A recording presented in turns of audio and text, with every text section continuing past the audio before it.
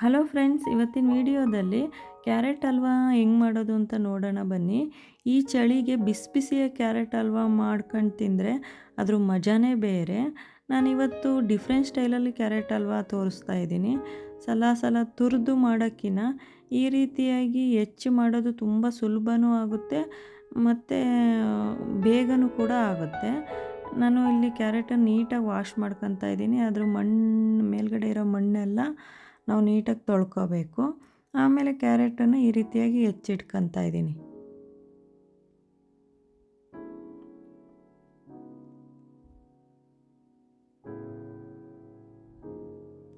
ಒಂದು ಕುಕ್ಕರ್ ತಗೊಬಿಟ್ಟು ನಾವೇನು ಕ್ಯಾರೆಟ್ ಹೆಚ್ಚಿಟ್ಕೊಂಡಿರ್ತೀವಲ್ಲ ಅದನ್ನೆಲ್ಲ ಕುಕ್ಕರಿಗೆ ಹಾಕಿ ಇದಕ್ಕೆ ಸ್ವಲ್ಪ ಹಾಲು ಹಾಕ್ಬಿಟ್ಟು ಕುಕ್ಕರ್ ಲಿಡ್ ಕ್ಲೋಸ್ ಮಾಡಿ ಒಂದು 3 ಅಥವಾ 4 ವಿಷಲ್ ತಗೋಬೇಕು.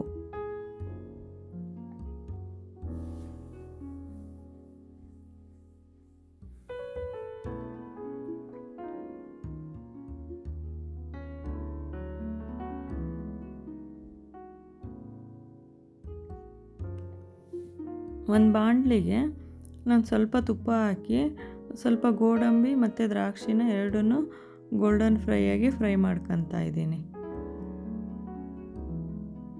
ಒಂದು 20 ಗೋಡಂಬಿ 20 ದ್ರಾಕ್ಷಿ ಹಾಕಿ ಈ ರೀತಿಯಾಗಿ ಫ್ರೈ ಮಾಡಿ ಇಟ್ಕೊತಾ ಇದ್ದೀನಿ.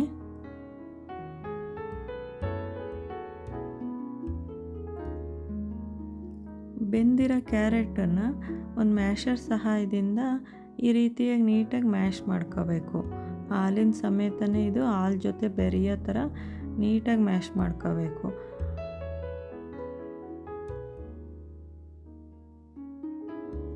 ಕುಕ್ಕರಲ್ಲಿರೋ ಕ್ಯಾರೆಟನ್ನು ನಾನು ಈ ಬಾಣಲಿಗೆ ಶಿಫ್ಟ್ ಮಾಡ್ತಾ ಇದ್ದೀನಿ. ಇದು ಮಿಕ್ಸ್ ಮಾಡೋಕ್ಕೆ ಸ್ವಲ್ಪ ಈಸಿ ಆಗುತ್ತೆ ಅಂತ ಇದಕ್ಕೆ ಶಿಫ್ಟ್ ಮಾಡಿದ್ದೀನಿ. ಇದು ಸ್ವಲ್ಪ ನೀರಿನ ಅಂಶ ಎಲ್ಲ ಡ್ರೈ ಆಗೋ ಥರ ಒಂದು 2-3 ನಿಮಿಷ ಇದನ್ನು ಕುದಿಸ್ಕೊಂಡು ಒಂದು ಬೌಲ್ ಸಕ್ಕರೆ ಹಾಕ್ತಾಯಿದ್ದೀನಿ.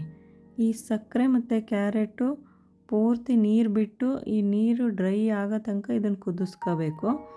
ಆಮೇಲೆ ಒಂದು ಸ್ವಲ್ಪ ಕೋವಾ ಹಾಕಿ ಅದನ್ನು ಕೂಡ ಕ್ಯಾರೆಟ್ ಜೊತೆ ಮಿಕ್ಸ್ ಮಾಡ್ಕೋಬೇಕು.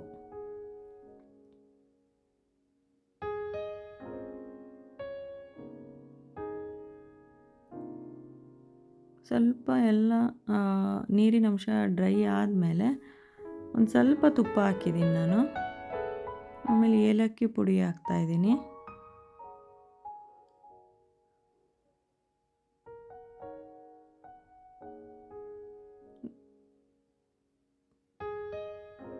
ಆಮೇಲೆ ನಾವೇನು ಫ್ರೈ ಮಾಡಿ ಇಟ್ಕೊಂಡಿರ್ತೀವಲ್ಲ ಆ ಡ್ರೈ ಫ್ರೂಟ್ಸ್ ಹಾಕಿ ಮಿಕ್ಸ್ ಮಾಡಿದರೆ ರೆಡಿ.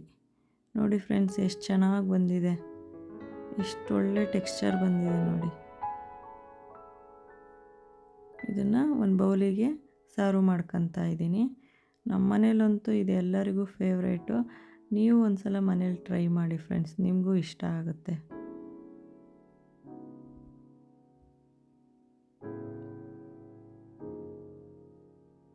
ಐ ಹೋಪ್ ಈ ರೆಸಿಪಿ ನಿಮಗೆಲ್ಲ ಇಷ್ಟ ಆಯಿತು ಅಂತ ಭಾವಿಸ್ತೀನಿ. ಇಷ್ಟ ಆದರೆ ಲೈಕ್ ಮಾಡಿ, ಶೇರ್ ಮಾಡಿ, ಮತ್ತು ಹೊಸ್ದಾಗಿ ನನ್ನ ಚಾನಲನ್ನು ನೋಡ್ತಾಯಿದ್ರೆ ಸಬ್ಸ್ಕ್ರೈಬ್ ಮಾಡ್ಕೊಂಡು ನೋಡಿ ಫ್ರೆಂಡ್ಸ್.